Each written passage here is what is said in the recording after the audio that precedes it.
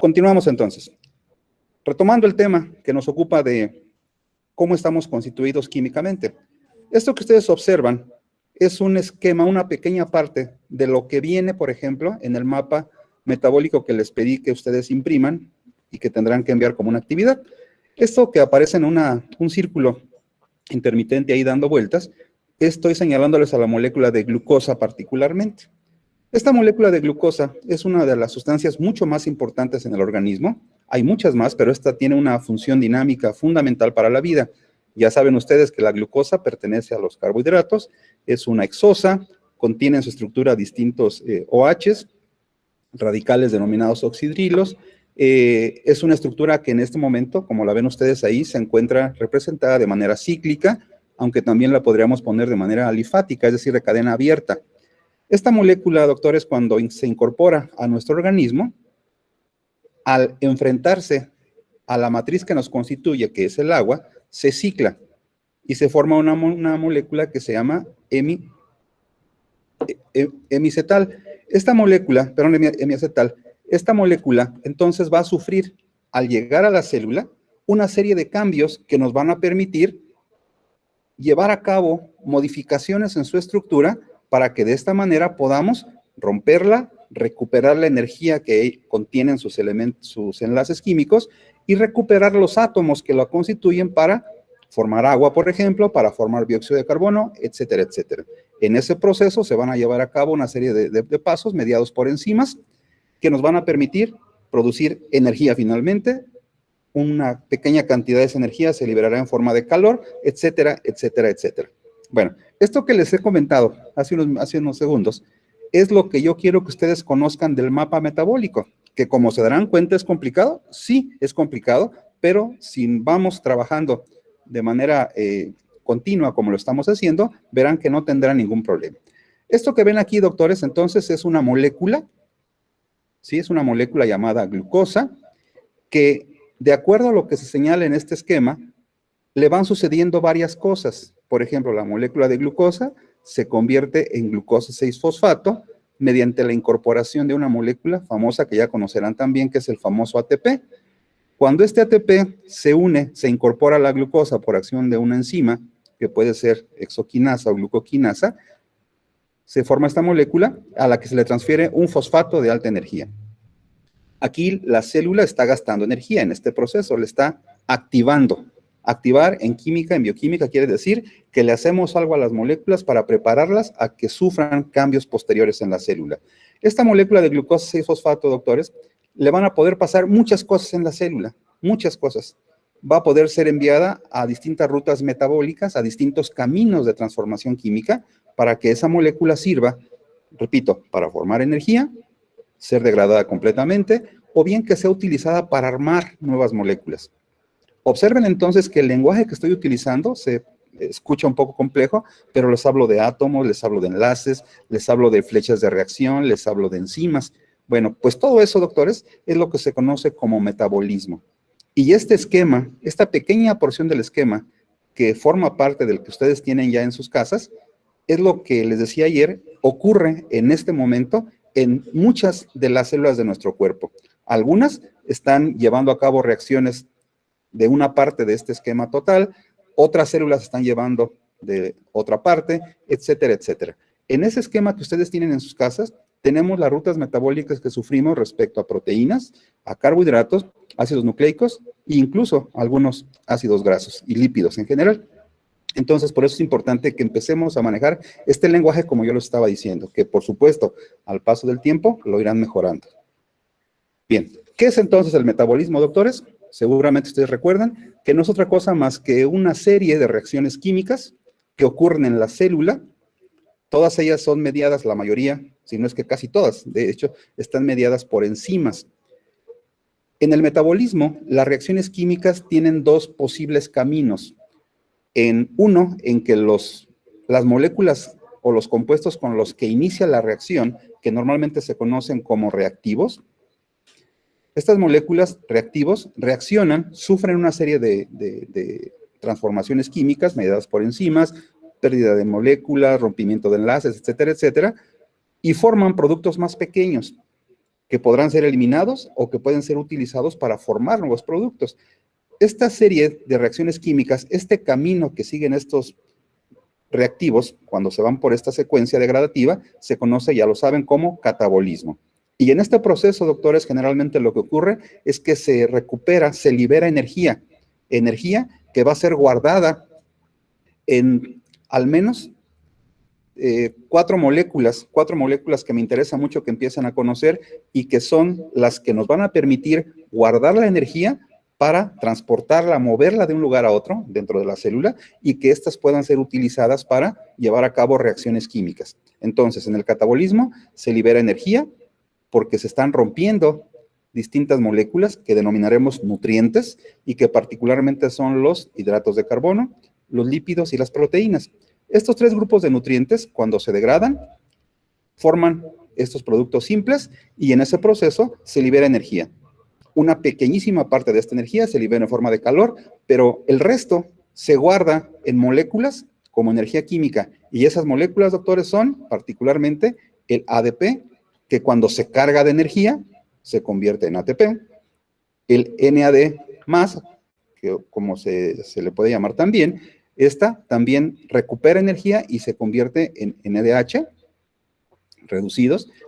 Observen, el NADP también con signo más, carga energía y se convierte en NADPH, y el FAD igual se carga de energía y se convierte en la molécula FADH2. Bien, estas moléculas que aparecen aquí a este lado han recuperado energía. ¿De dónde, doctores? Del rompimiento químico, de la degradación de estos nutrientes. Esa energía no se puede liberar. Acuérdense que la energía no se pierde, se guarda, se manipula. Entonces lo que hacemos es guardarla en estas moléculas para ocuparla. ¿Y para qué la ocupamos, doctores? Pues porque tenemos otro grupo de reacciones químicas que lo que hacen es armar entre sí moléculas nuevas, moléculas que van a ser utilizadas por la célula. Esta energía que nos va a permitir formarlas, que es esta, ¿sí?, que fue recuperada en estas reacciones de rompimiento, ahora va a ser utilizada en reacciones de síntesis, reacciones de formación de nuevos productos, en donde moléculas pequeñas son ensambladas unas con otras gracias a esta energía y formamos moléculas grandes, como las que aquí aparecen, proteínas, hidratos de carbono, lípidos y ácidos nucleicos. Un detalle que me parece muy importante, doctores y doctoras, que desde ahora conozcan, observen cómo, yo les dije aquí en nutrientes, estas moléculas cuando se degradan, producen y aportan energía. Esto es cierto, es correcto. Pero que cuando también esta energía se utiliza para formar nuevas moléculas, nuestras células tienen la capacidad de formar estas también, proteínas, hidratos de carbono, lípidos y ácidos nucleicos. Observen esto, ácidos nucleicos. Aquí no aparece ácidos nucleicos, aquí sí. Es decir, los seres humanos podemos fabricar nucleótidos, ácidos nucleicos, pero cuando los degradamos, y si fijan ustedes por aquí, no aparecen en la secuencia degradativa que nos permite obtener energía. Y eso significa, doctores, que en efecto los ácidos nucleicos no son nutrientes, no sirven, es decir, el DNA, el RNA, para que lo tengan más en mente, estas son ejemplos de moléculas relacionadas con nucleótidos que no tenemos los seres humanos capacidad de recuperar la energía que se encuentra en sus átomos, en sus moléculas, en los enlaces, pues, que las forman. Sí podemos degradarlas, sí las degradamos, pero no tenemos capacidad de recuperar energía a partir de sus estructuras. Sin embargo, sí tenemos capacidad tanto de degradar como de recuperar energía de estos tres, hidratos de carbono, lípidos y proteínas. Por eso, doctores, estos se llaman nutrientes. Se llama nutriente a una molécula que cuando se somete al metabolismo, particularmente al catabolismo, podemos obtener energía. Por esta razón, los ácidos nucleicos entonces no producen, no liberan energía. No tenemos los seres humanos capacidad de recuperar la energía a partir de ellos. Entonces, reacciones degradativas, de rompimiento y generalmente recuperación de energía, catabolismo. Reacciones de síntesis, de formación de nuevos productos que requieren energía, anabolismo. Bien, en ese metabolismo entonces, ¿qué es lo que está ocurriendo? ¿Quiénes son los actores de estos procesos tan importantes, ya sean anabólicos o catabólicos? Pues las moléculas, los átomos, los compuestos que hemos denominado y que en general se ubican en lo que se conoce como reacciones y ecuaciones químicas. ¿Qué es una reacción y qué es una ecuación química? Bueno, pues una reacción química, recuerden, es cualquier proceso en el cual hay degradación, rompimiento de especies químicas, de átomos y moléculas. Eso es una reacción. Y cuando yo digo ecuación química, ya le pongo nombre a qué es lo que se está rompiendo, qué es lo que se está formando. Ustedes seguramente recuerdan en sus clases de química, no los veremos con detalle, pero lo recuerdan, el área de la química denominada estequiometría, que era donde ustedes aprendían, por ejemplo, el balanceo de ecuaciones, donde les hablaron que los símbolos, las fórmulas, los subíndices, los coeficientes, las flechas de reacción, todos estos son elementos que se requieren, ¿sí? Información necesaria para poder entender qué está ocurriendo en una reacción química. Y cuando yo le pongo, repito, ya nombre y características a todo lo que está ocurriendo en una reacción química, entonces decimos que tenemos una ecuación química. ¿Sí? No olviden, algo que me parece importante recordar, ¿cómo se llaman las sustancias que inician, que participan en una reacción química? Es decir, ¿cuál es el inicio de una reacción química? Se llaman generalmente reactivos. ¿Cómo se llaman esas sustancias cuando han sufrido ya el cambio? Productos. Y aquí les pongo un ejemplo de lo que es un mapa conceptual, que es como ustedes van a empezar a entregar también unos días en el transcurso de la semana. Vean, aquí yo tengo una serie de conceptos, reacciones químicas, clasificar, etcétera, etcétera. Para que esto pueda ser llamado mapa conceptual, doctores y doctoras, tienen que poner ustedes una palabra o dos palabras, como aquí aparece, que enlacen a un cuadro conceptual con el otro, para que empiece a tener sentido. Por ejemplo, aquí vean, las reacciones químicas se pueden clasificar de acuerdo a cómo se dan los cambios en reacciones de descomposición, en donde en efecto, vean, esta combinación AB se degrada en A más B. Reacciones de combinación, en donde dos moléculas distintas, dos átomos distintos, dos especies químicas se unen para formar una nueva. Reacciones en las que se dan procesos más complejos de intercambio de componentes entre las sustancias que reaccionan, etcétera, etcétera. También, por ejemplo, aquí en este mapa conceptual yo les comparto que las reacciones químicas puede ser también procesos químicos que requieren energía. Es decir, nuestras células requieren invertir energía en ellos. Y cuando esto ocurre, les llamamos generalmente reacciones endergónicas, o que muchas veces también se les dice endotérmicas, es decir, que requieren energía, absorben energía del medio. Lo contrario son las reacciones exergónicas, aquellas que liberan alguna forma de energía y que particularmente cuando liberan temperatura, calor, se llaman exotérmicas, ¿sí? Entonces, diferencia o algún detalle a recordar. El metabolismo es el conjunto de reacciones químicas que ocurren en la célula. ¿Y quiénes participan en esas reacciones químicas? Pues reactivos que se convierten en productos. Y esos reactivos y productos los vamos a poder representar mediante símbolos, fórmulas que pueden contener subíndices, coeficientes y por supuesto las flechas de reacción que pueden ser como esta que aparece aquí, que indican que hay un cambio reversible, que los reactivos reaccionan entre sí, forman productos y que los productos pueden regresar a la formación de reactivos. Pero también tenemos flechas de reacción que son irreversibles como estas, en donde una vez que se llevó a cabo la reacción, los productos ya no tienen la posibilidad de formar, de dar origen a los que le dieron origen justamente inicio, ¿sí? En el organismo, en este mapa metabólico que los invito a que lo revisen en el transcurso del día, verán ustedes cómo hay una cantidad muy compleja, muy interesante de distintas reacciones químicas que ocurren. Repito, proteínas, carbohidratos e incluso nucleótidos, aunque verán que no hay ninguna liberación de energía ahí, y proteínas. Bien. Bueno, nada más recordar muy rápidamente cómo se representan las moléculas, bueno, pues con fórmulas que pueden ser fórmulas moleculares como esta, donde únicamente decimos cuántos átomos de cada cosa hay, de cada especie hay en un compuesto, la fórmula mínima, cómo están organizados, etcétera, etcétera. Vean ustedes cómo, pues hay diferentes maneras de representar a la molécula o al compuesto del que estamos trabajando. Nada más para que vean que esto lo vamos a poder trabajar en las reacciones químicas que iremos analizando y que, repito, vayan familiarizándose con ellas porque aparecen en su mapa metabólico. Y todo esto, ¿será importante conocerlo? Esto que estamos hablando de química, sí, les explico en este ejemplo sencillo por qué. Esta molécula que ustedes ven aquí se llama glucosa, doctores y doctoras, glucosa. Y particularmente se llama así, alfa-dextroglucosa o alfa-D-glucosa. Veremos posteriormente por qué se llama así, pero finalmente esto es lo que la gente le dice glucosa, o que le decimos muchas veces a la gente cuando no conocemos esto, azúcar. Sí, que no es azúcar, así lo conoce la gente, pero bueno, esta es glucosa.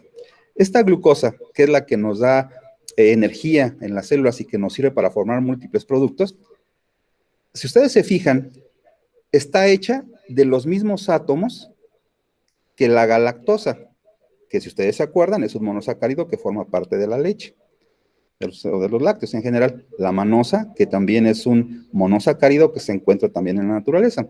Si ustedes se fijan, estos tres son diferentes en estructura, pero si ustedes son cuidadosos y contásemos cuántos oxígenos, cuántos hidrógenos, cuántos carbonos tienen, veremos que tienen los mismos, están hechos de lo mismo, pero acomodados sus átomos de manera diferente.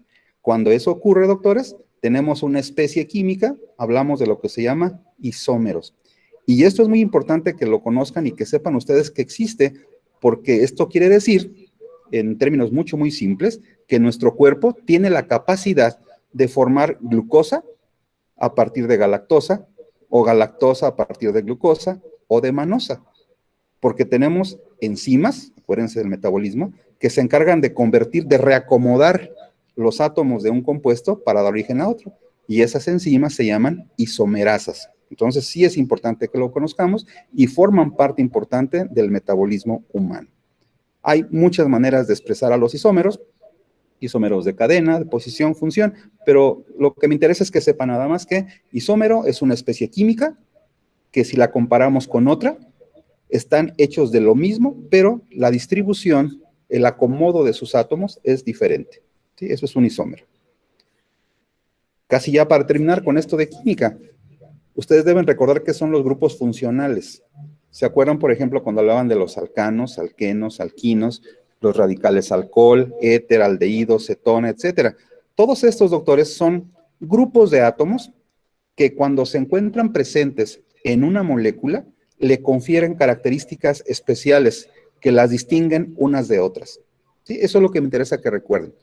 ¿Qué hace diferente a un alcohol de, por ejemplo, una amina? Pues veremos que aquí el alcohol tiene un radical OH, mientras que una amina tiene nitrógenos.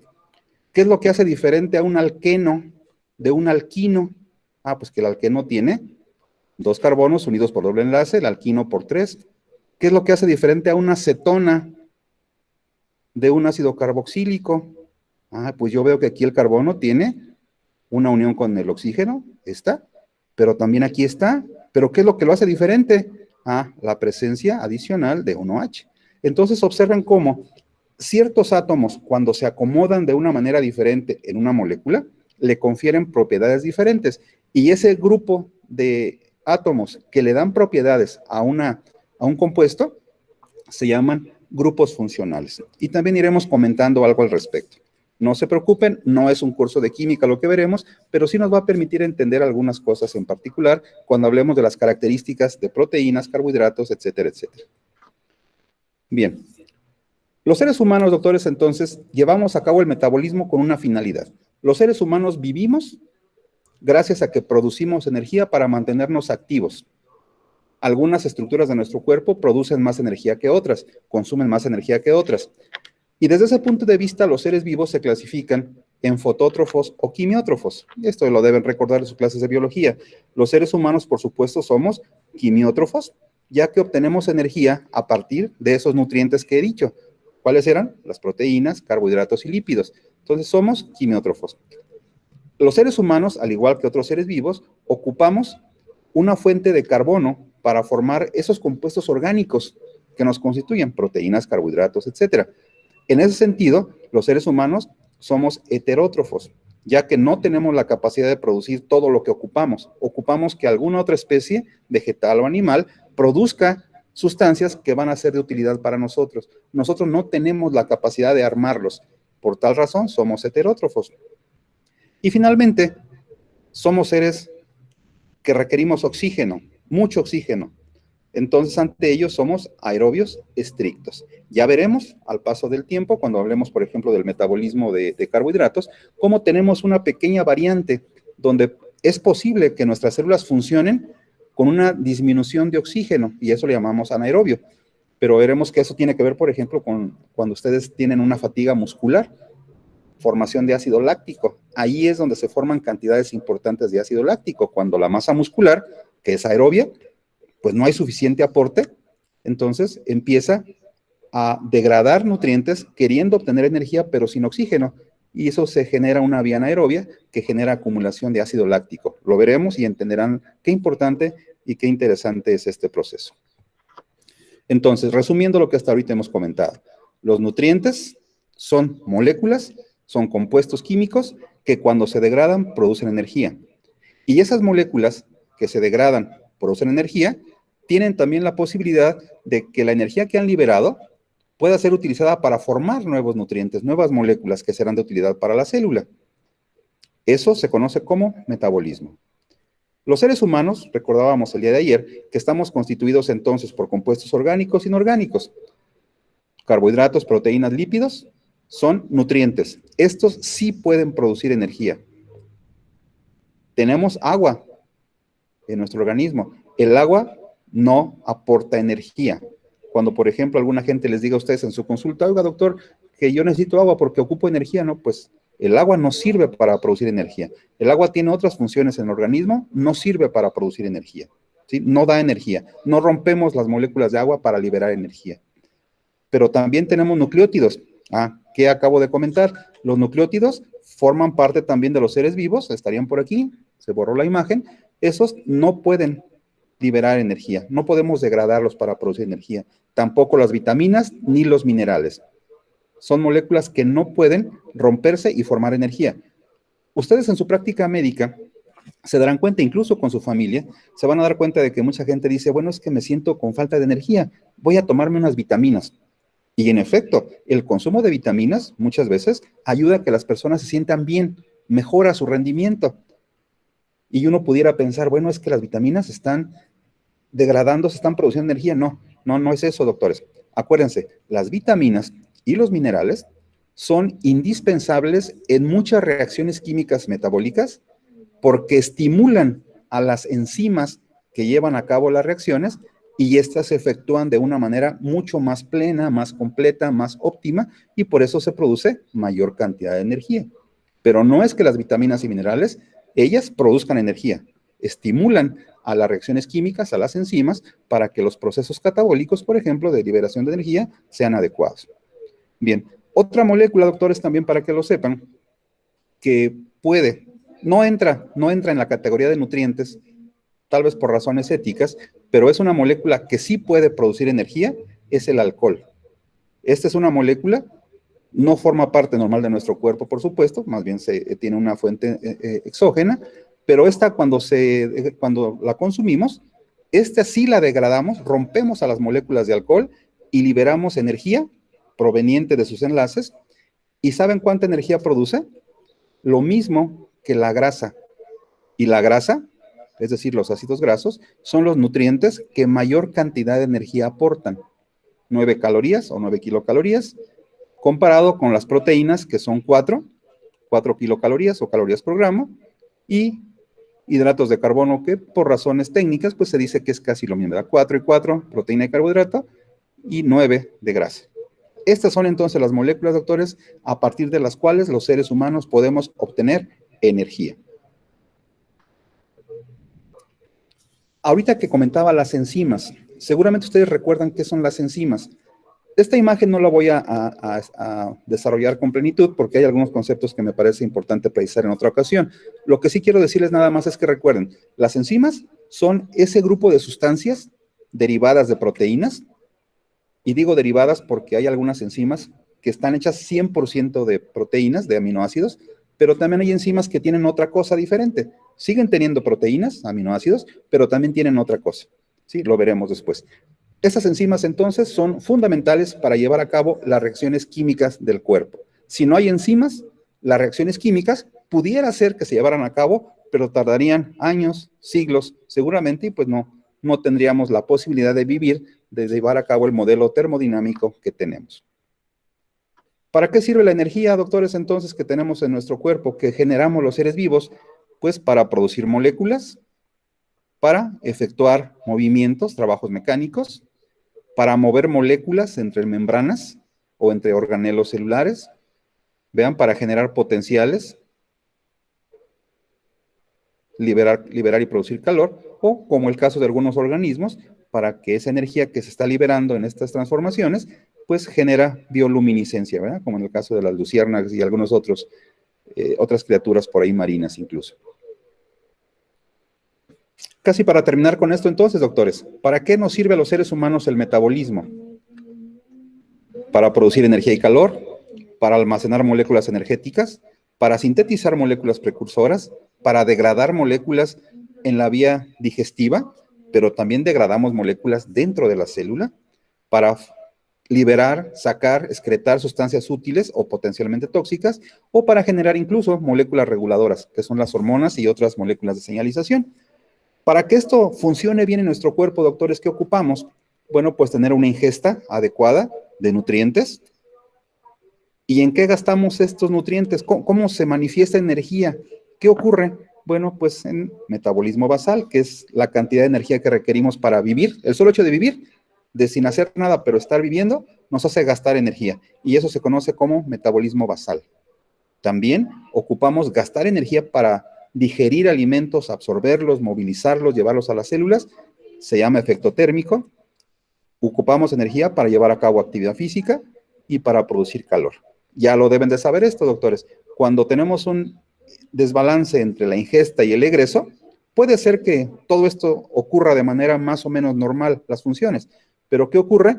El exceso de energía, consumir más energía de la que requerimos, hace que esa energía, algo tiene que pasar. Y no es desgraciadamente que nos pongamos más calientitos, no es eso, sino que ese exceso de energía lo utilizamos para armar moléculas. ¿Y saben cuáles moléculas armamos? Grasas. Entonces ahí provienen los efectos que tienen que ver con obesidad o alteraciones como síndrome metabólico y otros más que iremos desarrollando y conociendo en clase.